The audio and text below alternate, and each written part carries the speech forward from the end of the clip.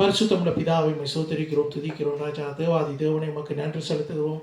சர்வ வல்லவரே, உம்முடைய வார்த்தைக்காக ஜெபிக்கிறோம். ஆண்டவர், உம்முடைய வார்த்தை எங்களோடு பேசவும் ராஜா, உம்முடைய வார்த்தையின்படி நாங்கள் வாழவும் நீர் எங்களுக்கு கற்றுத்தரும்படியாக ஜெபிக்கிறேன் ராஜா. ஆண்டவரை, நான் அல்ல, என்னுடைய சுயம் அல்ல, நீர் பேச வேண்டும் என்று சொல்லி கேட்கிறேன் ராஜா. ஒவ்வொருடைய உள்ளத்திலேயும் நீர் பேசும்படியாக ஜெபிக்கிறேன். உம்முடைய உயிருள்ள வார்த்தைகள் அவர்களுக்கு உயிரை கொடுக்கும்படியாக ஜெபிக்கிறேன் ராஜா. இயேசுவின் நாமத்தை ஜெபம் பண்ணி நிற்கிறேன் பிதாவே. ஆமென், ஆமென், ஆமென். ஹல்லேலூயா.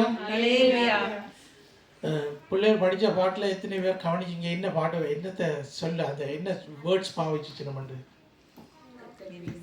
கத்த பேச வேண்டும். பேசாட்டிக்கு என்னவா, பேசாட்டிக்கு நல்லது இல்லையான்னு சொல்லி என்ன. இப்போ ஆண்டவரோட எங்களுக்கு இருக்கிற கனெக்ஷனை நாங்கள் சரிப்படுத்தி கொள்ளணும். இந்த உலகத்தில் கணக்கு சத்தங்களை எங்களுடைய காதுகள் கேட்குறது, ஆனால் அந்த தேவனுடைய சத்தத்துக்கு எங்களுடைய செவியை நாங்கள் சாய்க்க வேண்டும். இது மாம்சத்தில் நாங்கள் கேட்டுக்கொள்ளலாம், ஆனால் இதுக்கு முக்கியமாக நாங்கள் ஸ்பிரிச்சுவலில் தான் நாங்கள் ஆண்டவரை நாங்கள் தரிசிச்சுக்கலாம். அதாவது ஆவியினாலே தான் நாங்கள் ஆண்டவரை அறிந்து கொள்ளலாம். என்னடா, அவர் தேவன் ஆவியாக இருக்கிறார். தேவன் ஆவியா, எல்லாரும் சொல்லுங்க, தேவன் ஆவியா இருக்கிறார். நாங்கள் ஆண்டவரை ஆவியிலே நாங்கள் தரிசிக்க வேண்டும். மாம்சம் தான் எங்களை இந்த இடத்துல கொண்டு வந்து இந்த சபைக்கு கொண்டு வந்து விடுகிறது. மாம்சத்தில் தான் நாங்கள் எழும்பி நாங்கள் இந்த இடத்துக்கு வாரோம். ஆனால் எங்களுக்குள்ள ஆவி இல்லாட்டிக்கு நாங்கள் எங்களோட மாம்சம் ஒரு பக்கம் கிடக்கும். ஆக்க சொல்லிட்டோம், ஓகே, ஆள் போயிட்டு இருந்தால் சொல்லிடணும். உலங்க ஆவி ஆத்மா சரீரம்னு சொல்லித்தான் நாங்கள் இருக்கிறோம். இதன்படித்தான் ஆண்டவர் எங்களை வைத்திருக்கேன். இதில் பாப்பமாக இருந்தால் ஆவி ஆத்மா சரீரம் உடையல நாங்கள் எங்களுடைய சரீரத்தில் எதுவும் எங்களுக்கு பாதிக்கப்பட மாட்டால் நாங்கள் என்ன செய்வோம், நாங்கள் எங்களுக்கு கொஞ்சம் காய்ச்சல் வந்துட்டால் நாங்கள் அப்படியே சுருண்டு போய் அப்படியே பெட்டில் படுத்துடுவோம், எலும்பேலாது. இது எங்களுடைய மனதில் ஒரு கவலை இருக்குமா இருந்தால் அதுவும் அதே மாதிரி தான் நாங்கள் ஆக்ட் பண்ணிக்கொள்வோம். நாங்கள் சில வழியில் போய் ஒரு 4-5 பேர்கிட்ட எங்களுடைய கவலையை சொல்லுவோம். Automatisch, menschliche Natur ist das, wenn ich jemandem meine Sorgen abgebe, sage, dann geht es mir gut. So denkt der Mensch. Aber der liebe Gott, der sagt, kommt zu mir. இதோ வருத்தப்பட்டு பாரம் சுமக்கிறவர்களே, எல்லாரும் என்னிடத்திலே வாருங்கள், நான் உங்களுக்கு இளைப்பாறுதல் தருவேன். அப்போ நாங்கள் எங்களுக்கு இருக்கிற கம்யூனிகேஷன் ஆண்டவருக்கும் எனக்கும் எப்படியா இருக்கிறது. நான் போய் சொல்லுவேன், எனக்கு இப்படி செய்யலை, எனக்கு அப்படி நடக்கலை, எனக்கு இது பாரமாக இருக்குது, எனக்கு இப்படி பிரச்சனை வந்துட்டுதுன்னு சொல்லி. ஆனால் ஆண்டவர்கிட்ட தான் ஆண்டவர் கூப்பிட்றார், நீ தான் என்னட்ட வா. Das heißt, Priorität Nummer 1 in unserem Leben muss Gott. Da gibt es auch einen Bibelvers. முதலாவது தேவனுடைய ராஜ்யத்தையும் அவருடைய நீதியையும் தேடுங்க, அப்பொழுது இவைகள் எல்லாம் உங்களுக்கு, இவைகள் என்றால் எங்களுக்கு தேவையான எல்லாம் ஆண்டவர் கூட கொடுக்கப்படும் என்று சொல்லப்பட்டிருக்கிறது. இந்த வார்த்தைகளை நாங்கள் அறிந்திருக்கிறோம், வாசித்திருக்கிறோம், கேட்டிருக்கிறோம். ஆனால் அதில் இருக்கிற ரகசியத்தை எங்களுடைய வாழ்க்கையிலே புரிந்து கொள்ள மாட்டால் அந்த வார்த்தை வார்த்தையாகத்தான் இருக்கும். அந்த வார்த்தை ஒரு, அதாவது வெள்ளை பேப்பரில் கருத்தை இங்கால எழுதின ஒரு வார்த்தைகளாக இருக்கும், அவ்வளவுதான். அது எங்களுடைய ஆவியிலே எங்களுக்கு அது எங்களுடைய கண்களை திறக்க மாட்டால் நாங்கள் எங்களுக்கு தெரிஞ்ச மாதிரியும் எங்களுக்கு கற்பித்து கொடுத்த மாதிரியும் தான் நாங்கள் ஆக்ட் பண்ணிக்கொள்வோம், நடந்து கொள்வோம், வாழ்ந்து கொள்வோம். சரிதான் என்ன சொல்கிறது? எங்களுக்கு எங்களோட அம்மா அப்பா கட் பண்ணி, அதாவது அவர்கள் எப்படி எங்களுக்கு கற்றுக் கொடுத்தார்களோ அதன்படி நாங்கள் வாழ்ந்து கொள்வோம். அப்போ உண்மையாகவே நீங்கள் எல்லாரும் ஆசீர்வதிக்கப்பட்டவர்கள். ஏனென்றால் உங்களோட பிள்ளைகள், அவர்களுக்கு நீங்கள் கற்றுக் கொடுக்கிற காரியம் என்னென்றால் வேதத்தை குறித்து நீங்கள் கற்றுக் கொடுக்கிறீர்கள் உங்களோட பிள்ளைகளுக்கு. இதுகளெல்லாம் கற்றுக் கொடுக்கிறது முக்கியம். படிக்கத்தாமணும், பள்ளிக்கூடத்துக்கு போத்தாமணும், ஒரு வேலைக்கு போத்தாமணும், ஒரு வேலைக்கு படிக்கத்தாமணும். ஆனால் அதுக்கு முன்பதாக தேவனை அறிகிற அறிவை பிள்ளைகளுக்கு உண்டு பண்ண வேண்டும். அது பெற்றோருடைய கரங்களிலே கொடுக்கப்பட்டிருக்கிறது. இப்போ நாங்கள் மெசேஜுக்கு வருவோம். மெசேஜில் என்னென்னா, இன்றைக்கு நாங்கள் பார்க்க போகிறோம் பயத்தை குறித்ததான ஒரு காரியத்தை பார்க்க போகிறோம். பயம் எல்லாருக்கும் வரும். எத்தனை பேருக்கு பயம் இல்லை? எத்தனை பேருக்கு பயம் இல்லை? ஒரு நல்ல ஒரு பாட்டு ஒன்று இருக்குது, பயம் இல்லை பயம் இல்லையே அப்படி சொல்லி நாங்கள் படித்தோம். நாங்கள் கிட்டடியில் என்ன பாட்டு அது? தொடர்ந்து பயம் இல்லை பயம் இல்லையே ஜெயம் ஜெயம் தானே. ஏன் ஜெயம் வருது? இயேசு அறிந்ததனால் தான். ஆமென். ஸோ பயத்தை நாங்கள் எடுப்போமா இருந்தால், பயம் எங்களுடைய மாம்சத்தில் ஏது பண்ணால் நாங்கள் பயந்துடுவோம், எங்களுடைய வேலையில் ஏது பண்ணால் நாங்கள் பயந்துடுவோம், எங்களுடைய படிப்பில் ஏது பண்ணால் நாங்கள் பயந்துடுவோம், எங்களுடைய சிந்தனையில் ஏதும் வந்துட்டுதுண்டா, என்னுடைய மனதில் எதுவும் கஷ்டமாக இருந்தேன்டா, ich habe was Schweres im Herzen, wo ich die ganze Zeit darüber nachdenke. Nur das ist diese schwere, das ist das, was schwer ist bei mir, den trage ich die ganze Zeit durch die Gegend. Und ich erzähle dann ein paar Leute, damit es mir nicht gut geht. Und die geben mir Tipps. Ey, mir ist das auch passiert. Ich habe das so und so gemacht.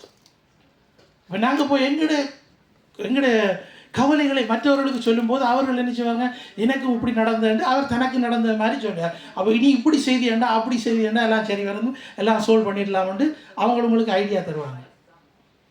ஆனால் ஆண்டவர் சொல்லுகிறார், இந்த இதுகளெல்லாம் உங்களுக்கு இருக்குது. என்னென்னா நாங்கள் உயிரோடு இருக்க மாட்டா, நாங்கள் சாக மாட்டா, எங்களுக்கு பயம் இருந்தே ஆகும். மரணத்தை குறித்தும் பயம் இருக்குது எனக்கு. நானும் ஒரு நாளைக்கு மரணத்தை குறித்து நானும் பயப்படத்தான் போகிறேன்.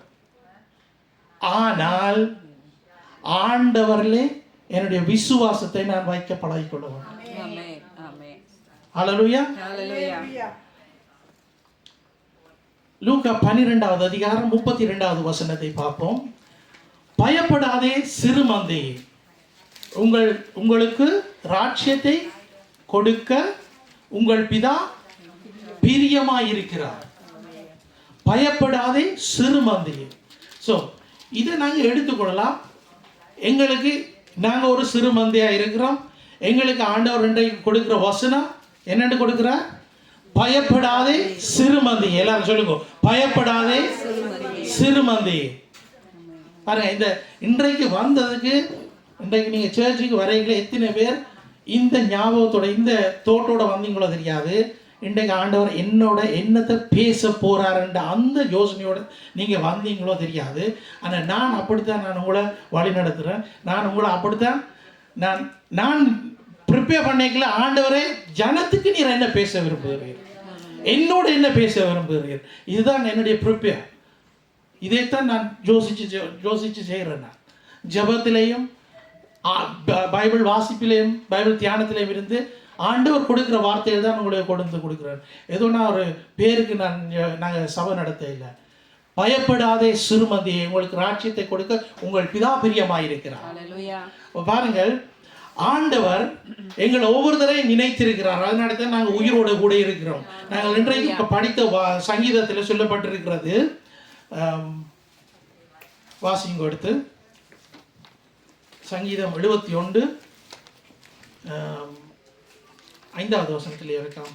5-6 நான் கற்பத்தில் உட்பவித்தது முதல் உம்மால் ஆதரிக்கப்பட்டேன். என் தாயின் வயிற்றிலிருந்து என்னை எடுத்தவர் நீரே. உம்மையே நான் எப்பொழுதும் துதிப்பேன். ஆமென். என் கற்பத்திலிருந்து ஆண்டவர் பாருங்க, ஒரு கொஞ்சம் அண்டர்ஸ்டாண்டிங் வந்த ஒரு மனுஷனுக்கோ மனுஷிக்கோ இந்த வசனத்தை வாசிக்கல கண்கள் திறக்கப்பட வேண்டும். இதுக்கு மேல் மிச்சமாக சொல்ல போனால் ஆவியானவர் எங்களுக்கு கொடுக்கிற வெளிப்படுத்தல், இந்த வசனத்திலிருந்து கொடுக்கிற வெளிப்படுத்தல். கற்பத்திலே ஆண்டவர் எங்களை கண்டிருக்கிறார். கற்பத்திலிருந்து நாங்கள் வெளிப்பட்ட முதல் ஆண்டவர் எங்களை ஆதரித்தார். நாங்கள் அவரை துதிக்கிறோம். ஒரு பிள்ளை பிறக்கும் போது தாய் படுகிற வேதனை, தாய்க்கு இருக்கிற பயம் அந்த இடத்துல நின்றாதான் தெரியும். தகப்பனார் அந்த இடத்துல நின்றாதான் தெரியும்.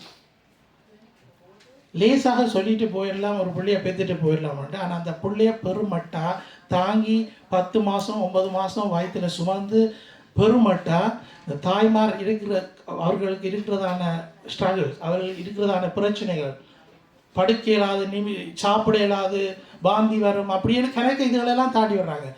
பிரசவ வேதனையை நாங்கள் எடுப்போமா இருந்தால், தனி பிரசவ வேதனையை நாங்கள் பார்ப்போமா இருந்தால், das ist eine Nahtoderfahrung für das Kind und für das Mutter. Eine Nahtoderfahrung. Heutzutage ist das alles möglich. Wir können zum Beispiel Punkt auf die Minute das Baby rausholen. Kein Problem. Aber es ist ein Geschenk Gottes und wirklich, wenn das Kind da ist, dann ist das die ganze Schmerzen, alles weg bei der Mutter. குழந்தை பிறந்த பிறகு தாய்க்கு எல்லாம் மறந்துடுவார், நோவுகள் எல்லாம் மறந்துடும். பாருங்கள், ஆண்டவர் நினைத்திருந்த நேரத்தில் நாங்கள் இதில் இருக்கிறோம், நினைக்காட்டிக்கு நாங்கள் அப்போவே அவுட். சொல்கிறது விளங்க, அப்போவே நாங்கள் அவுட். ஒவ்வொருத்தருக்கும் ஆண்டவர் கொடுத்த லைஃப், ஒவ்வொருத்தருக்கும் ஆண்டவர் கொடுத்த வாழ்க்கை, அந்த வாழ்க்கை வந்து நாங்கள் ஏனோ தானோ ஒன்று நாங்கள் ஜீவிக்காமல் ஆண்டவர் இயேசு கிறிஸ்துவை நாங்கள் சொந்த ரட்சகராக ஏற்றுக்கொள்கிறது தான் முக்கியமான ஒரு காரியம். அந்த வாழ்க்கை என் ஜனங்கள் வசனம் சொல்லுது என்ன? என் ஜனங்கள் சொல்லுங்க, அறிவில்லாமல் சங்காரமாகிறார்கள். அறிவில்லாமல் சங்காரமாகிறார்கள். நாங்கள் ஆண்டவரை அறிகிற அறிவை நாங்கள் அடைய வேண்டும் என்றால், எங்களுக்கு இப்போ நாங்கள் படித்து நாங்கள் ஒரு வேலைக்கு போக மாட்டோம், நாங்கள் படித்து அந்த வேலைக்கு போக மாட்டோம், எங்களுக்கு அந்த படிப்பில் எல்லா லைனையும் அவங்க சொல்லித் தருவாங்க. ஹவுஸ் பில்டிங்கில் சொல்லித் தருவாங்க, ப்ரொஜெக்டில் சொல்லித் தருவாங்க, ஒவ்வொரு தியரி எல்லாம் செய்வாங்க, ப்ராக்டிஸ் எல்லாம் செய்வாங்க. அப்போ அதில் வந்து நாங்கள் படித்து எங்களை கூட வேறு ஆட்கள் ஒருத்தரம் இல்லையான்னு சொல்லி நாங்கள் அந்த மாதிரி எல்லாம் படிச்சிடுவோம். ஆனால் ஆண்டவரை அறிகிற அறிவு வந்து ஒவ்வொருத்தருக்கும் individual. Jeder muss einzeln erfahren, was für eine Liebe, Gottes Liebe in unserem in unserem Leben zu spüren ist. Das müssen wir mal vor Augen führen. அதாவது ஆண்டவருடைய அன்பை ருசிக்கிறதுக்கு ஆண்டவர் எங்கள் ஒவ்வொருத்தருக்கும் எங்களுக்கு ஏற்ற மாதிரி diese freie Willen haben wir. Wir haben diesen freie Willen. Wir dürfen ihn annehmen. Wir nehmen alles andere an. Das Weltliche nehmen wir alles andere an. Wir können das so machen, dies machen, alles gut. Aber ஆண்டவரை நாங்கள் எடுத்துக்கொள்கிறதுக்கு நாங்கள் das heißt, automatisch ist das so, gegenüber Gott ist Mensch rebellisch. Mensch ist rebellisch gegenüber Gott. ஆண்டவருக்கு மனுஷன் எதிராளியாக தான் இருக்கிறான். ஆண்டவருக்கு மனுஷன் எதிராக தான் நிற்பான். ஆண்டவர் என்னொன்னே சில பேருக்கு பிடிக்காது. ஏன்னா இந்த உலகமே பிசாசுட ஆதிக்கத்திலான் இருக்குது. அது நிமித்தம் ஆண்டவர் என்று சொன்னால் அவங்களுக்கு அது அவங்களே தெரியாத ஒரு காரியம். அந்த தெரியாத காரியத்தை அவங்க சொல்லும்போது அவங்க அக்செப்ட் பண்ண மாட்டாங்க. நாங்கள் எசாயா 43:1 போவோம், வாசிப்போம். இப்போதும் யாக்கோபே, உன்னை சிருஷ்டித்தவரும் இஸ்ரவேலே உன்னை உருவாக்கினருமாய கர்த்தர் சொல்லுகிறதாவது, பயப்படாதே, உன்னை மீட்டுக் கொண்டேன், உன்னை பேர் சொல்லி அழைத்தேன், நீர் என்னுடையவன். ஹல்லேலூயா. எத்தனை பேர் இந்த வார்த்தையை வாசிச்சீங்க தெரியாது? இந்த வார்த்தையை வாசிக்கல, இந்த வார்த்தையில நாங்கள் சொந்தம் கொண்டாடணும். சொந்தம் கொண்டாடணும்டா ஆண்டவர் எனக்கு இந்த வார்த்தையை எனக்கு எழுதி இருக்கிறார் என்று சொல்லி சொந்தம் கொண்டாடணும். விளங்குதா? எனக்கு சொல்லி இஸ்ரவேலுன்னு சொல்லித்தான் இருக்குது. ஆனாலும் இஸ்ரவேலுக்கு எழுதப்பட்டது எங்களுக்கு தான் எழுதப்பட்டிருக்குது. ஏன்னா நாங்கள் ஆவிக்குரிய இஸ்ரவேலராக இருக்கிறோம். அது மாத்திரமல்ல, இயேசு கிறிஸ்துவினாலே நாங்கள் மீட்கப்பட்டு இருக்கிறது நிமித்தம் நாங்கள் அந்த காரியங்கள், இந்த பைபிளில் இருக்கிற வார்த்தைகளை ஒவ்வொன்றையும் நாங்கள் வாசிக்கும் போது அந்த வார்த்தையை எனக்குன்னு சொல்லி பர்சனலியாக எடுத்துக்கொள்ளணும். Wir müssen genau in diesem Punkt kommen, das ist für mich. Gott spricht zu mir. Ich habe vorhin gesagt, wir hören zu viele Stimmen in unserem Leben, in dieser Welt. Aber das ist auch eine Stimme Gottes, der zu dir spricht. Wenn ich Bibel lese, dann ist es eine Verbindung zu Gott. Eine Verbindung, der zu mir spricht. Wie hat er mit Josef Gott geredet? Durch நினைச்சு நீங்கள் எங்களுக்கெல்லாம் கணக்கு தெரியும். யோசேப்புக்கு ஆண்டவர் என்னத்துக்குள்ளால எப்படி ஆண்டவர் அவரோட கண்டக்ட் பண்ணினார்? கனவுகளினூடாய் யோசேப்புக்கு ஆண்டவர் வெளிப்படுத்தினார். எந்த ஜோசப் பண்ணு இப்போ டவுட்டாக இருக்காங்க? 2 ஜோசப்புங்க. 2 பேர் இருந்தாங்க. இயேசுடைய தகப்பன் யோசேப்பு, அவருக்கு ஆவியானவர் கனவுகளினோட வெளிப்படுத்துகிறார். இந்த நாட்டில் இருக்கிற ராஜா இயேசுவை, அதாவது இயேசு வேண்டியில் சின்ன பிள்ளைகள் எல்லாரையும் கொல்லப்பட போகிறாங்க. நீ இந்த இடத்துலேருந்து எங்கே போக சொல்லியிருக்கிறார்? அடுத்த நாட்டுக்கு போக சொல்லியிருக்கிறார். என்ன நாடு? எகிப்து. எகிப்துக்கு போக சொல்லியிருக்கார். அப்போ அவர் எகிப்துக்கு எங்கே போகிறார்? என்னத்தில்? கழுதையில் மரியாதை தூக்கி அதில் இறுதி போட்டு மெர்சேடஸில் கூட்டி கொண்டு போகிறார். அப்போ மெர்சேடஸ் அதான் அவர் கூட்டி கொண்டு போகிறார்.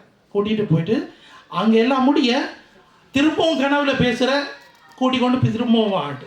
அப்போ கனவுகளினோட ஆண்டவர்களோடு பேசுகிறார். இந்த லைன் எங்களுக்கு தெரியும். ஆனால் நாங்கள் படித்து கொண்டு என்னன்னா, நாங்கள் கனவுகள் எங்களுக்கு வருகிறத நாங்கள் பெருசாக்கியாக பண்ண மாட்டோம். சிலவடைய கனவை கண்டுட்டு அது கனவேன்னு சொல்லிட்டு அப்படியே விட்டுட்டு போயிடுவோம். என்ன ஏதுன்னு சொல்லி ஒன்றும் தெரியாது. யோசிப்பட கதையை தெரிஞ்சால் கனவில் கொஞ்சம் நாங்கள் கொஞ்சம் கூட கவனமாக இருப்போம். என்ன மற்ற யோசிப்பை சொல்கிறேன் நான். இப்போ அவருக்கு என்னென்று யாக்கோபுட மகன், அவருக்கு என்ன மாதிரி காட்டப்பட்டது? 12 நெற்கதிர்கள் அவரை வணங்குறதாக. ஸோ நீங்கள் இன்னும் கொஞ்சம் கூட பைபிள் படிக்கணும். இன்னும் கூட இல்லை, நீங்கள் மற்ற சொல்கிறேன். ஸோ இன்னும் கூட படிக்கணும். ஸோ அப்போ 12 வணங்க சொல்லி அவற்றை கனவு கூட நிறைவேறது எங்கே? Ägypten. So, wir haben eine Verbindung zu Ägypten. So, das ist erstmal das. So, wir müssen diese Bibelverse, wenn wir mal lesen, wirklich mal mit einem anderen Auge lesen. Nicht einfach so, okay, ich sag mal, ich muss jetzt ein Kapitel jeden Tag lesen, dann lese ich, habe ich mein Soll erfüllt. So ist das nicht. Kein Gott kann zu dir sprechen. Du musst wirklich Zeit nehmen, investieren und dahinsetzen und mit Gebet ஆண்டவரே நீ ரெண்டைக்கு என்னோட பேச போகிறேன். அதுக்காக நாங்கள் இன்றைக்கு வந்திருக்கிறோம். இன்றைக்கு உங்களோட ஒவ்வொருத்தரோட ஆண்டவர் பேசி கொண்டிருக்கிறோம். ஹல்லேலூயா. ஸோ அடுத்ததாக நாங்கள் பார்ப்போம். பாருங்க, இஸ்ரவேலே உன்னை உருவாக்கினவரும் உருவாக்கியவருமாகிய கர்த்தர் சொல்லுகிறதாவது பயப்படாதே. இதுதான் மெயின். இது பயப்படாதே என்று ஆண்டவர் சொல்றதுக்கு காரணம் எனக்கு ஆளுக்கு தெரியும். இவன் பயப்படுவான், மனுஷன் பயப்படுவான், மனுஷி பயப்படும், எல்லாம் தெரியும். முதலாவது ஆதாம் கூட இந்த verbotene Früchte, wo er das gegessen hat, und dann hat er sich versteckt. Warum hat er sich überhaupt versteckt? Er weiß ganz genau, der hat was Böses getan. Jetzt kriegt er Ärger. Hat er sich versteckt. அதுவும் அவருக்கு இருந்த ஒரு பயம். அந்த பயத்திலே அவர் போய் ஓடி ஒழிச்சிட்டார். ஆண்டவர் வந்து கேட்கிறார், எங்கே இருக்கிறாண்டு. ஆண்டவருக்கு தெரியும் அவர் எங்கே இருக்கிறாருண்டு. ஆனால் அவர்கிட்டேருந்து வரணும் என்ற நாடி ஆண்டவர் கேட்கிறார். ஸோ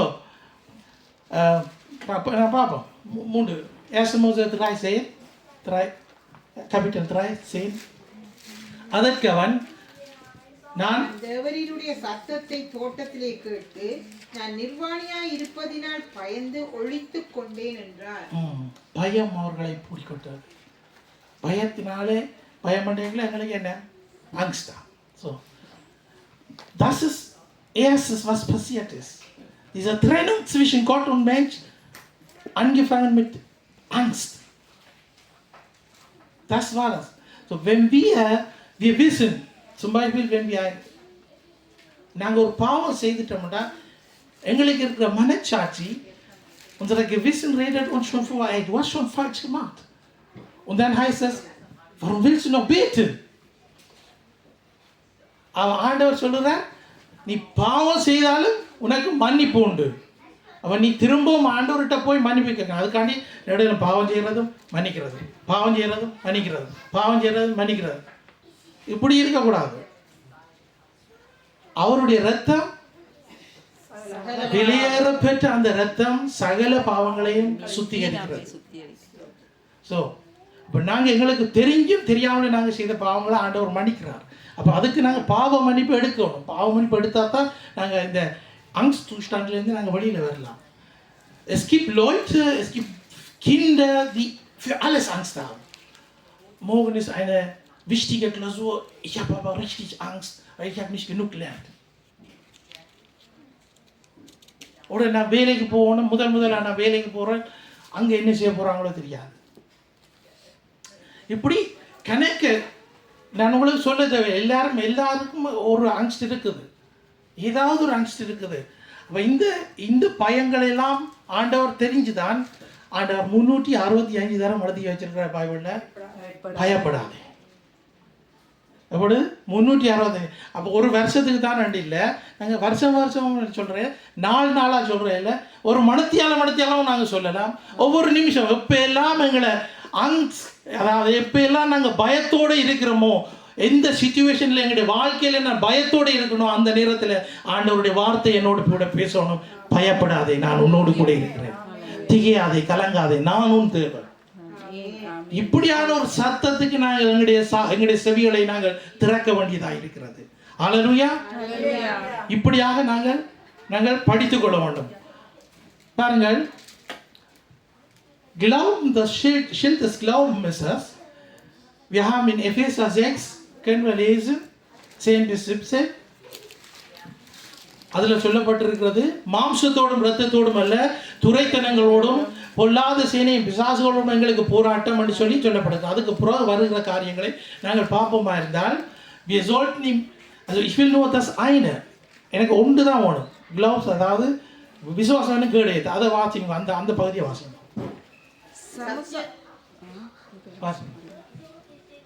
விசுவாசம் என்ன கேட, அவ்வளவுதான் எனக்கு ஒன்று.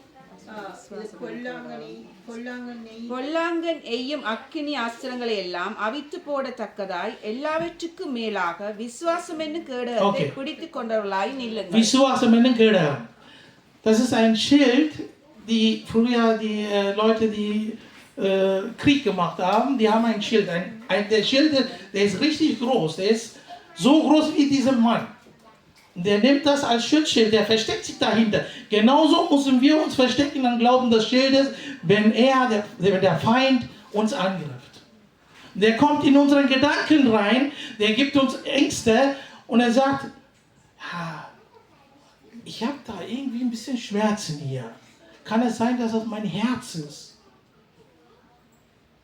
Wenn du glaubst, dann passiert das.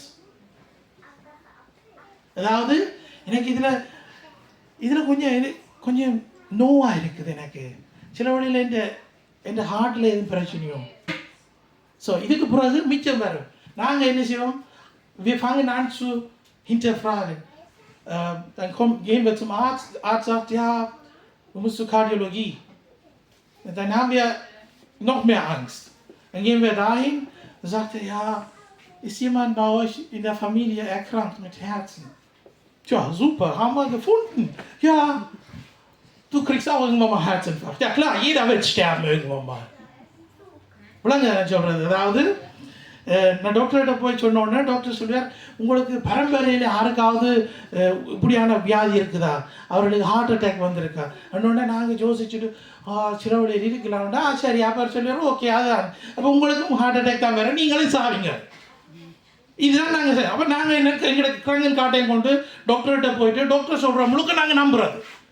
Doctor சொல்கிற எல்லாத்தையும் நாங்கள் நம்பிட்டு நாங்கள் எனக்கு இன்னொரு 3 மாதம் தான் இருக்குது, 4 மாதம் தான் இருக்குன்ட்டு நான் இல்லை கதையை கழிச்சு அந்த விசுவாசத்தை நான் வளர்த்துட்டு எனக்கு இப்போ டிஎம் மாட்டிடுவேன் நான். இது பிசாசுடவே இல்லை. ஆனால் ஆண்டவர் சொல்லியிருக்கிறார், அவர் எல்லாத்தையும் என்னதுல சிலுவையில எங்களுக்காக ஜெயித்தார். எங்க இருக்கு வசனம்?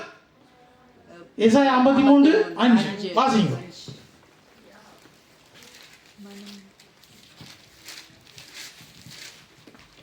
நம்முடைய மீறுதலின் நிமித்தம் அவர் காயப்பட்டு நம்முடைய அக்கிரமங்களின் நிமித்தம் அவர் நொறுக்கப்பட்டார். நமக்கு சமாதானத்தை உண்டு பண்ணும் ஆக்கினை அவர் மேல் வந்தது, அவருடைய தழும்புகளால் குணமாகின்றோம். அவருடைய தழும்புகளினால் நான் குணமாகிறேன். Ich danke für Antibiotikum, ich danke für Doktoren, ich danke für die ganze Therapeuten, alles. Aber obendrauf habe ich das Kreuz. Halleluja. Jesus Christus, der hat für mich alles getan. ஆமென். ஹalleluya எல்லாத்துக்கும் மேலாகத்தான் ஆண்டவர் இயேசு கிறிஸ்து. ஹalleluya இந்த மெடிசினை கண்டுபிடிச்ச மெடிசினுக்கு ஆண்டவர் தான் மூளையை கொடுத்து அவங்களுக்கு இந்த ஆன்டிபயோட்டிக் எல்லாம் கண்டுபிடிச்சு வச்சுருக்கார்.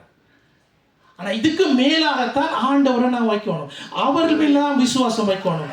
அந்த விசுவாசத்தில் தான் இந்த சாத்தான எரிகிறதான அந்த என்னென்னு சொல்லியிருக்கா vorherige Pfeile, die dann mich nicht anfassen, also die kommen nicht an mich ran, wenn ich das Schild des Glaubens habe. Jedes Mal, wenn ich solche Gedanken habe, dann muss ich Schild des Glaubens an mich nehmen, sagen, nein, er hat für mich alles getan. Ich möchte nichts mehr hören. அப்படியாக நாங்கள் வாழ கற்றுக்கொள்ளணும். எப்படி மாம்சத்தில் இல்லை, ஆவியில ஒரு விசுவாசத்தோடு கூட அப்படியாக நாம் வாழ கற்றுக்கொள்ளணும். ஹalleluya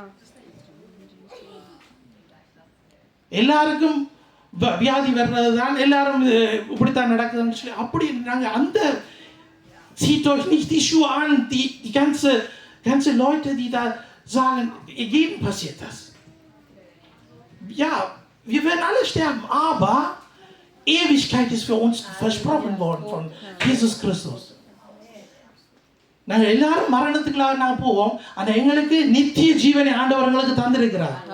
அதனாடித்தான் நாங்கள் ஞானஸ்தானம் எடுக்கிறோம். அதனாடித்தான் நாங்கள் ஆண்டவர் இயேசு கிறிஸ்துவோடு ஒவ்வொரு நாளும் ஒவ்வொரு நிமிஷம் ஒவ்வொரு செகண்டும் அவரோடு கூட வாழ கற்றுக்கொள்கிறோம். அவருடைய வார்த்தைகளில் நாங்கள் உறுதியாக நிற்க கற்றுக்கொள்கிறோம்.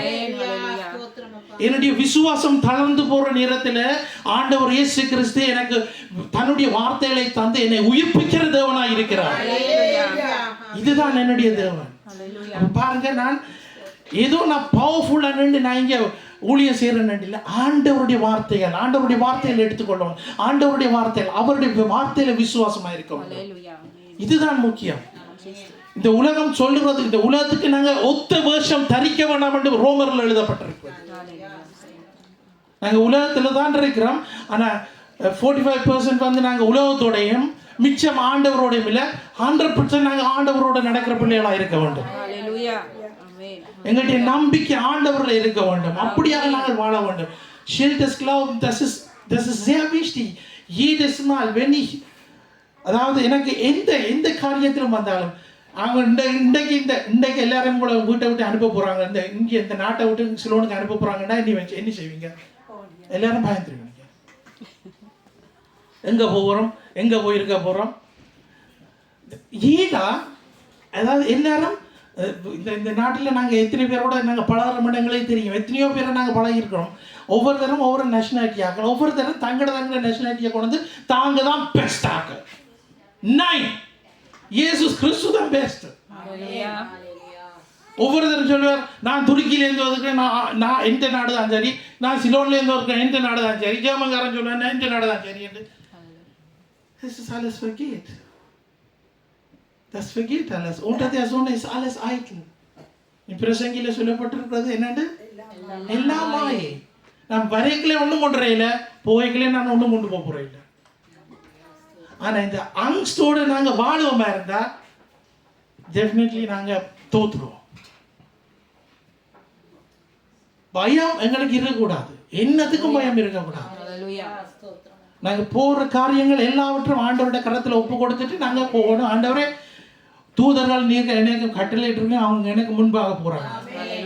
அப்போ எனக்கு நடக்க போகிற காரியங்கள் எல்லாம் நன்மையாக மாற்றுவார், தீமையான காரியத்தை நன்மையாக மாற்றுவார். இப்படிப்பட்ட ஒரு தேவன் தான் என்னுடைய தேவன். ஹல்லேலூயா. பக்கத்தில் இருக்க ஆளுக்கு சொல்லுங்க, தீமைகள் யாவற்றையும் நன்மையாக மாற்றுவார். எனக்கு சொல்லுங்க, எனக்கு தீமைகள் யாவற்றையும் நன்மையாக மாற்றுவார் ஆண்டவர். இப்படிப்பட்ட ஒரு தேவனை நாங்கள் ஆண்டி இருக்கிறோம். ஹல்லேலூயா. அறிக்கை செய்யத்தான் எங்களுக்கு விசுவாசம். அந்த விசுவாசத்தில் நாங்கள் உறுதிப்படுவோம். எங்களுடைய விசுவாசம் வந்து மேலோட்டமாக இருக்கக்கூடாது. எங்களுடைய விசுவாசம் ஆணி வேறாக ஊன்றி கட்டப்பட வேண்டும். அவ்வளோத்துக்கு நாங்கள் நல்ல யார் வந்து எந்த விசுவாசி வந்து சொன்ன என்ன, விசுவாசி வந்து சொன்ன என்ன, நீங்க சொல்ல வேண்டியது என்னோட ஆண்டவர் இருக்கிறார். சிஸ்டர் நெடுகாலம் ஒரு வசனத்தை சொல்லுவார், இந்த உலகத்தில் இருப்பவர்களும் எங்களில் இருப்பவர் பெரியவர். கற்றுக்கொள்ளுங்க. அப்ப நாங்க சொல்லிட்டேன். ஸோ இந்த மாசம் முழுக்க முடிய போகுது, சரியா? இந்த மாசம் முழுக்க இந்த வார்த்தைகளை நீங்க சொல்லுங்க. நான் இல்லாட்டி டெலிஃபோன் அடித்து நான் உங்களுக்கு சொல்கிறேன். இந்த உலகத்தில் இருப்பவர்களும் எங்களில் இருப்பவர் பெரிய. இதுதான் டிஃப்ரெண்ட்டாக நாங்கள் உண்மையாக ஆண்டவரை ஃபாலோ பண்ணுறோம். நாங்கள் ஜீசஸ் ஃபாலோவர்ஸ்னால் நாங்கள் இப்படி தான் நாங்கள் வாழணும். ஏதோ பேருக்கு நாங்கள் வந்துட்டு ஒரு 4 பாட்டை படிச்சுட்டு ஒரு மெசேஜை கட்டு நல்லா இருந்தது மெசேஜ் பண்ணிட்டு போகிறதில்லை. உண்மையாகவே ich muss leben, ich muss mit Jesus leben. Welt zeigt uns dieses Bild, wie wir mit Jesus leben sollten. Zum Beispiel, wir haben ein Bild von Jesus, der ist von alle 4 Seiten irgendwie mit Schrauben befestigt. Der hängt dann da, das Bild, und wir gehen dann zu ihm hin, wenn wir was brauchen. Sonst sind wir mit unseren Sachen unterwegs. Sonst brauchen wir Jesus nicht. உலகங்களுக்கு அதைத்தான் கற்பிக்குது. அதாவது ஒரு படத்திலே ஆண்டவர் இயேசுவோட படத்தை வச்சுட்டு அந்த ஆண்டவர் இயேசு தேவையான நான் அந்த ஆண்டவர் இயேசுக்கிட்ட முன்னுக்கு போய் நின்று நான் ப்ரே பண்ணி கொள்வேன். நான் இதாண்டுவேன். எங்களுக்கு தேவையில்லைன்னா நாங்கள் போய் எங்களோட வேலை நாங்கள் சந்தோஷமாக இருக்கீங்களா ஆண்டவர் தேட மாட்டோம். துக்கமாக இருக்கீங்களே அப்படியே இருக்கக்கூடாது. நாங்கள் எந்த நேரம் கர்த்தருக்குள் எப்பொழுதும் சந்தோஷமாக இருங்க. சந்தோஷமாக இருங்கிறன்றதை சொல்லப்படுது. திரும்ப மறுபடியும் சொல்லப்படுகிறது. இப்படியா நாங்கள் இருக்கணும். ஹல்லேலூயா. பக்கத்தில் சொல்லுங்க சந்தோஷமாக இருங்க. ஆமென். மத்தேயு 4:4 அதிகாரத்தில் நாங்கள் வாசிக்கிறோம். அவர் பிரதியுத்தரமாக மனுஷன் அப்பத்தினால் மாத்திரமல்ல தேவனுடைய வாயிலிருந்து புறப்படுகிற ஒவ்வொரு வார்த்தையினாலும் பிழைப்பான் என்று எழுதியிருக்கிறது என்றார். இது இயேசு கிறிஸ்து சொல்றார். யாருக்கு? சவாலாக பிசாசுக்கு சொல்லுகிறார்.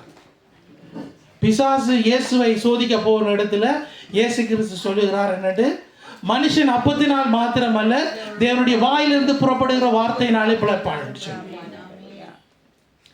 ஆனால் இயேசுவால் ஏனும் அந்த நேரத்தில் கல்ல இப்படி என்னன்னா உடனே அப்பம் வந்துட முடியல, சாப்பிட்டுட்டு போயிடலாம்,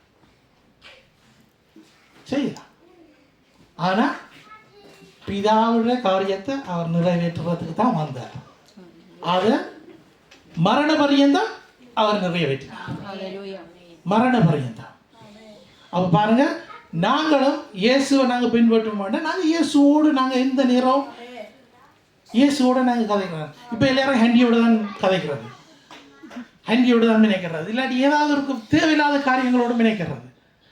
ஆண்டவரோட பேசுங்க, ஆண்டவரோட பேசுங்க.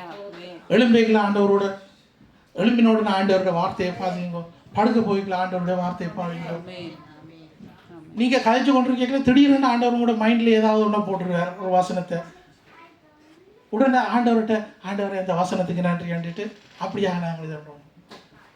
அப்போ இந்த உலகத்துக்கு ஒத்த விதம் தெரியக்கூடாதுண்டா. உலகத்தில் நாங்கள் மூழ்கி கிடக்கிறோம். எல்லா காரியம் வேணும், அது வேணும் இது வேணும் எல்லாம் இருக்குது.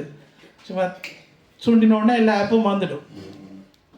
அதில் போனால் ஒரு கொஞ்சம் நேரம் அதில் மினைக்கிடுறோம், இதில் மினைக்கிறது, அதில் மினைக்கிறது. பாட்டுகளை கேளுங்கோ, வார்த்தைகளுக்கு விசாரிங்கோ. ஏன் பைபிள் ஆப் கூட இருக்குது, அதை போட்டுட்டு கேளுங்கோ. ஒரு வருஷத்துக்கு 2-3 தரம் பைபிள் ஃபுல்லாக முடிச்சிடலாம். அவ்வளோத்துக்கு எங்களோட வார்த்தை ஆண்டவர்கிட்ட வார்த்தை எங்களுக்குள்ளே நாங்கள் போட்டு கொண்டு இருந்தோம்னா எங்களுக்கு இந்த பயம் இருக்காது. பயம் இல்லையே, ஜெயம் ஜெயம் தானே. ஆமென். யாக்கோபு 4வது அதிகாரம் 7வது வசனம் சொல்லுகிறது, வாசிங்க.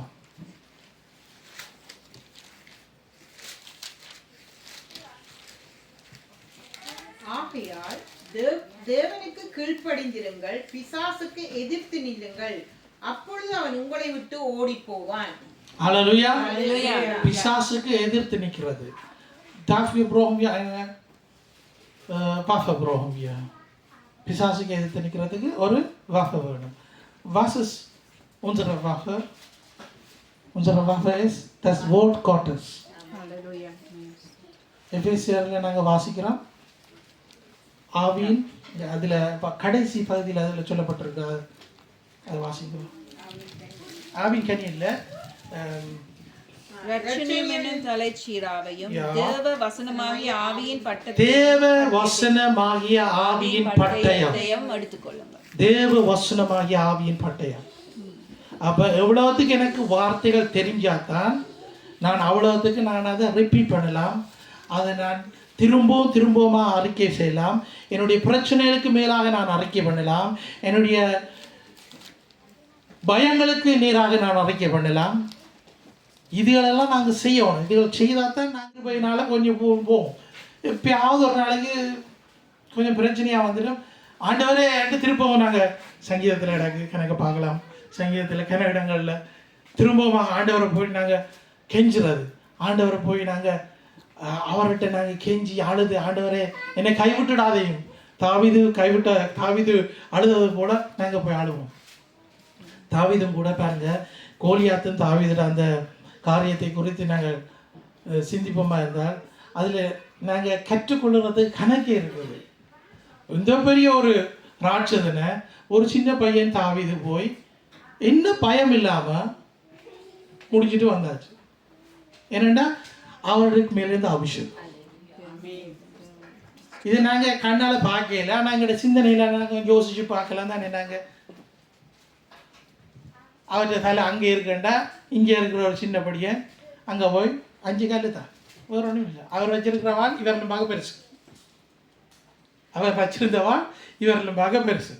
ஸோ இதில் இருந்து இது உங்களுக்கு நீங்கள் கற்றுக்கொள்ளுறதுக்கான இதில் ரகசியம் என்னவென்றால் அவர்களை பயம் இருக்கிறது. தாவீதுக்குள்ள பயம் இருக்கிறது. தாவீது சொன்ன ஆண்டவர் என்னோடு கூட இருக்கிறார், ஆண்டவர் என்னோடு கூட இருக்கிறார்.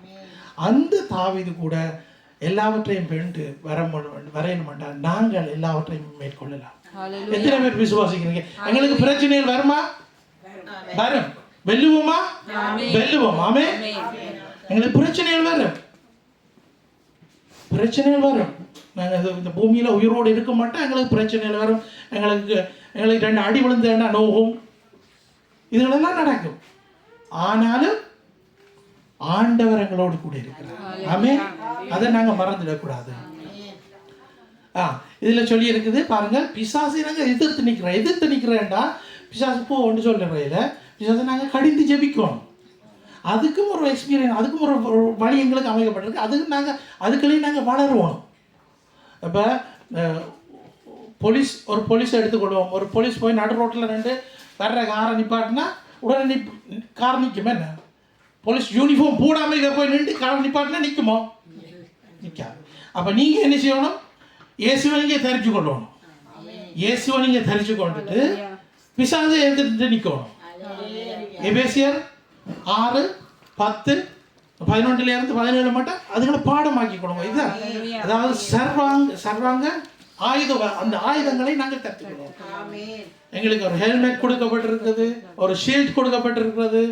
இதுகளெல்லாம் நாங்கள் எடுத்துக்கொண்டு தான் நாங்கள் போகிறோம். இப்போ ஜெபிக்க போய் ஆண்டவரை தாரம் கொடும் ஆசீர்வாதம் பண்ணி வச்சுட்டு வேற இல்லை. எதிர்த்து நிற்க பழகணும், எதிர்த்து நிற்கணும். எதிர்த்து நின்று நாங்கள் எதிர்த்து நிற்க தான் அவன் ஓடி போவான்னு வார்த்தை சொல்லுகிறது. அதுவும் சும்மா இல்லை. உபவாச கூட்டங்களுக்கு வரணும், ஜெபங்களில் நீங்கள் பங்கெடுக்கணும், ஒரு 22 நாள் ஜெபிக்கணும். அப்போ தான் இந்த எக்ஸ்பீரியன்ஸுகளெல்லாம் வரலாம். அதை விட இடையில கூட்டங்கள் எல்லாம் நடக்குது, ஆன்லைனில் நடக்கிற இந்த ப்ரேயர் மீட்டிங்கள் எல்லாம் நடக்குது. அதுகளெல்லாம் கலந்து கொள்ளணும். அப்போ தான் நீங்கள் நாங்கள் ஜெபிக்கல ஒரு ஜெபத்துக்கு ஆணி நான் 1 மணித்தியாலும் நாங்கள் ஜெபிப்போம். தொடக்கத்தில் நாங்கள் ஒரு நிமிஷத்தில் எங்களை ஜெபம் முடிஞ்சிடும். அது ஜெபிக்க தான் அந்த பழக்கத்துக்கு வருவோம். யோவான் 1 யோவான் 4:18 வாசிப்போம். அன்பிலே பயமில்லை, பூரண அன்பு பயத்தை புறம்பே தள்ளும். பூரண அன்பு பயத்தை புறம்பே தள்ளும். பயமானது வேதனை உள்ளது, பயமானது வேதனை உள்ளது. பயப்படுகிறவன் அன்பில் பூரணப்பட்டவன் அல்ல. பயப்படுகிறவன் அன்பில் பூரணப்பட்டவன் அல்ல. அப்ப நாங்கள் பயம் இல்லாமல் நாங்கள் ஜீவிக்க பழகணும். ஆண்டவருடைய அன்பு எங்களுக்கு ஆண்டவர் காட்டினது போல நாங்கள் அன்பை நாங்கள் எல்லாரும் எங்கே போனோம்னா எல்லாரும் போய்களை எங்களை பார்க்குறவர்கள் உடனே எங்களை கவர்ச்சி பண்ணக்கூடிய மாதிரி அந்த அபிஷேகம் எங்களுக்குள்ள இருக்கணும். நாங்கள் போய்களை யாரும் எங்களை துண்டா பிடிக்காம எங்களை பார்த்து முறுமுறுத்து கொண்டு இருந்தாங்கன்னா யோசிங்க இல்லை ஏதோ கூட இருக்குன்ட்டு, என்ன இயேசுவோடு நான் இல்லைன்ட்டு, அவ்வளோதான். அப்போ நாங்கள் போகிற இடமெல்லாம் ஆண்டவர் எங்களை ஆண்டவர் அவர்கள் கூட அன்பை பார்க்கலாம். எங்களுக்கு பிரச்சனை கொடுக்குறவர்களோட எங்களை அன்போட காய்க்கணும். அப்படியா இருக்கும். அவ்வளோத்துக்கு நாங்கள் wir sind ein Licht. Wenn wir in Dunkel gehen, dann geht das Dunkelheit weg. So hat Jesus uns gesagt. நாங்கள் வந்து உலகத்துக்கு ஒளியாக இருக்கிறோம்டா இந்த ஒளி வந்து என்னத்துக்களால் பிறப்பிக்கிறேன்டா அன்புக்களால். நாங்கள் எல்லாரோடையும் நாங்கள் அன்பாக இருக்கிறோம். அதை நாங்கள் பார்த்துட்டு இந்த ஆளுக்கு என்னத்தை சொன்னாலும் ஒன்றும் கோவப்படாது இல்லை, கோவம் வராமல் நாங்கள் பார்த்துக்கணும். ஒருத்தருக்கும் அதாவது ஆண்டவரை நாங்கள் இயேசுவை ஆண்டி கொள்ளணும். ஆண்டவர் இயேசு கோபத்தில் நடந்த ஒரு காரியம் என்னென்றால் ஆலயத்துக்கு போய் ஒரு ஒரு கயிறு எடுத்து எல்லாரும் அடிச்சு வரும். இது ஜெப வீடு. என்னென்னா அந்த இடத்துல என்ன நடந்தது? வியாபாரம் செய்து கொண்டிருந்தாங்க. என்னுடைய வீடு ஜெப வீடு, என்னுடைய பிதாவின் வீடு ஜெப வீடுன்னு சொல்லி. ஸோ அப்போ நாங்கள் என்ன செய்ய மாட்டோம், நாங்கள் அன்பில் நாங்கள் எல்லாவற்றையும் நாங்கள் மேற்கொள்கிறவர்களாக இருக்க வேண்டும். அல்லேலூயா. 2 கொரிந்தியர் 3:18 வாசிங்க.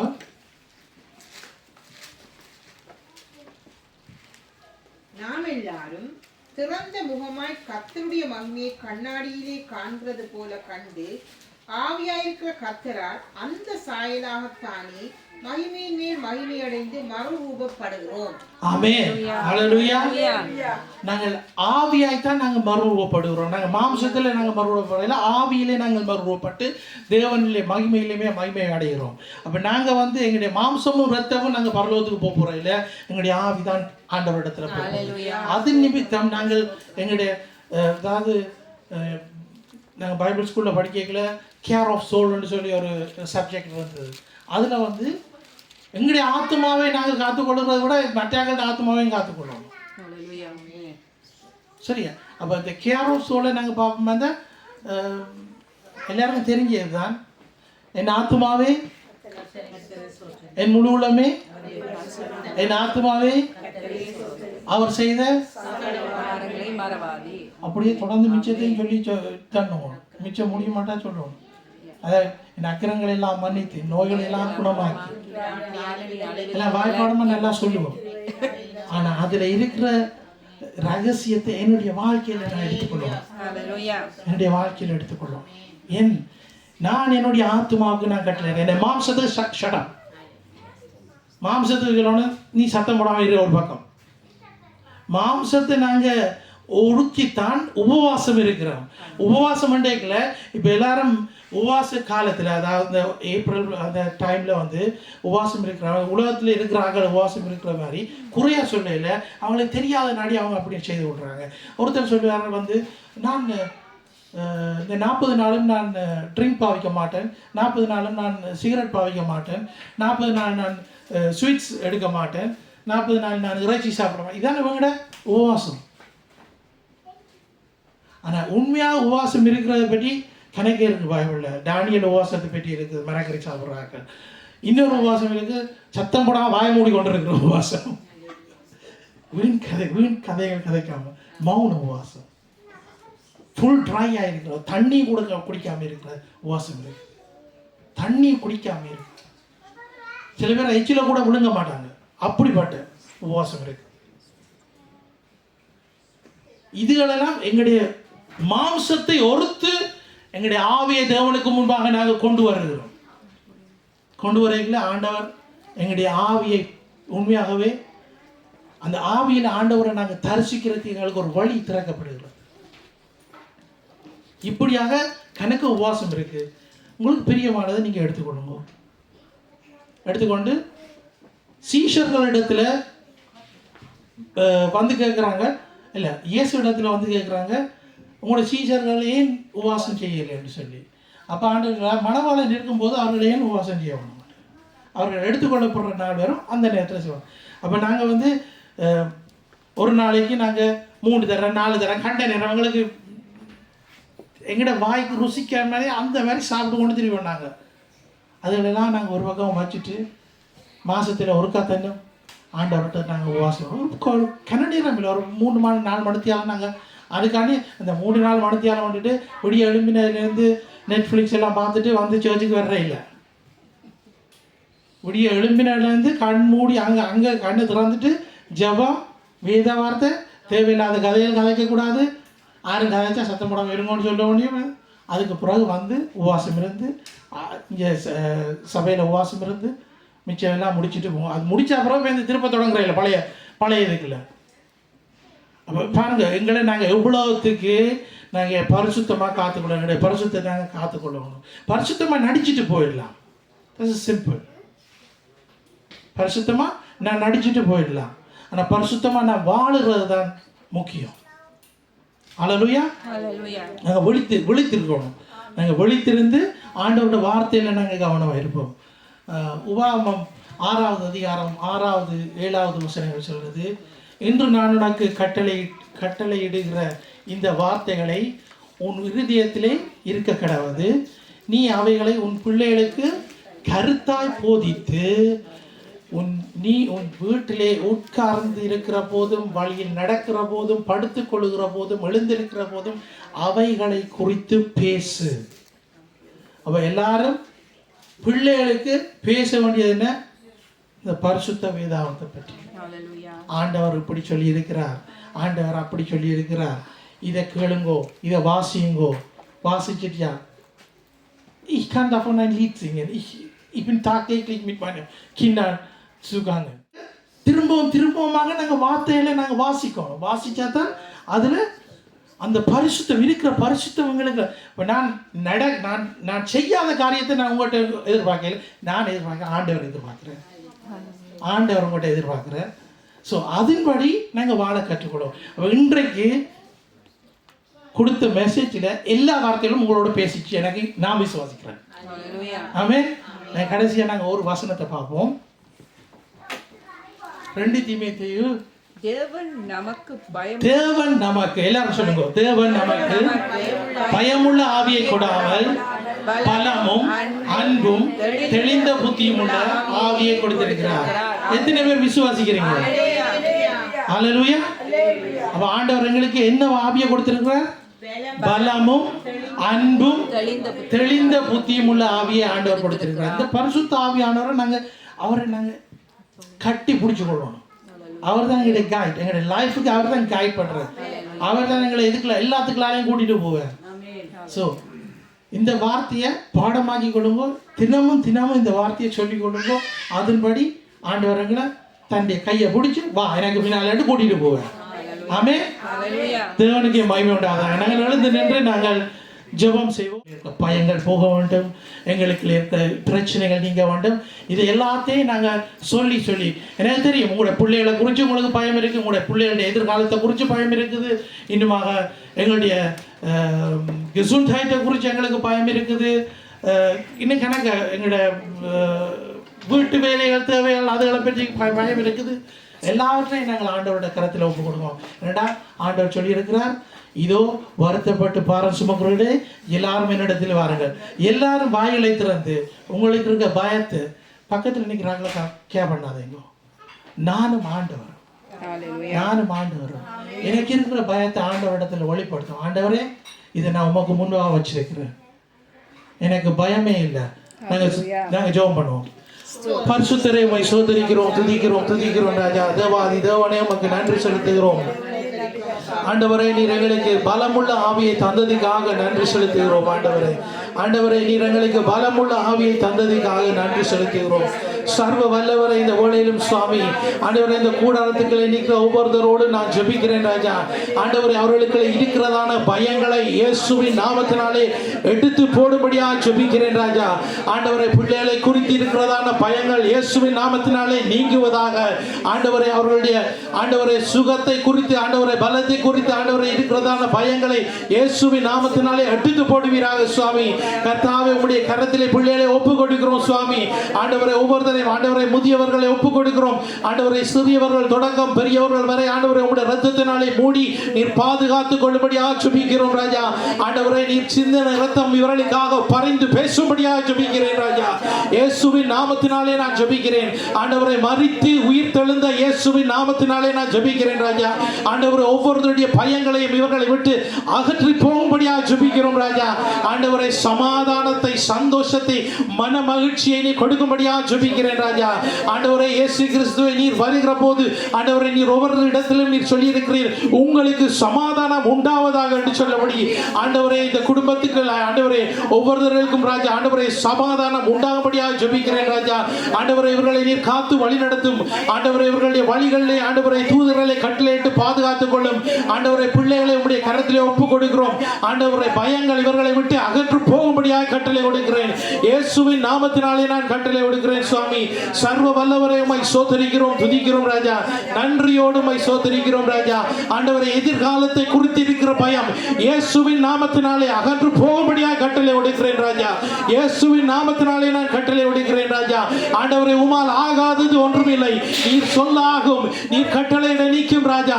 கர்த்தாவை நீர் தந்துதான் ஆண்டவரை இந்த நாட்களுக்காக நன்றி. கடந்த காலம் முழுவதும் நீர் எங்களை கண்ணின் மணியை போல பாதுகாத்து வந்தீரே, அதுக்காக நன்றி செலுத்துகிறோம். ஆண்டவரை நோயிலிருந்து எங்களுக்கு ஆண்டவரை சுகத்தை தந்தீரே, அதுக்காக நன்றி செலுத்துகிறோம் ராஜா.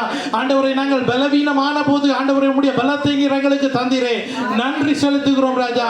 கர்த்தாவே உம்மை ஸ்தோத்திரிக்கிறோம், துதிக்கிறோம் ராஜா. ஆண்டவரை உம்முடைய நாமத்தை மகிமைப்படுத்துகிறோம். நன்றியோடு உம்மை ஸ்தோத்திரிக்கிறோம், துதிக்கிறோம். இயேசுவே உம்மை ஸ்தோத்திரிக்கிறோம் ராஜா. உமக்கு நன்றி செலுத்துகிறோம்.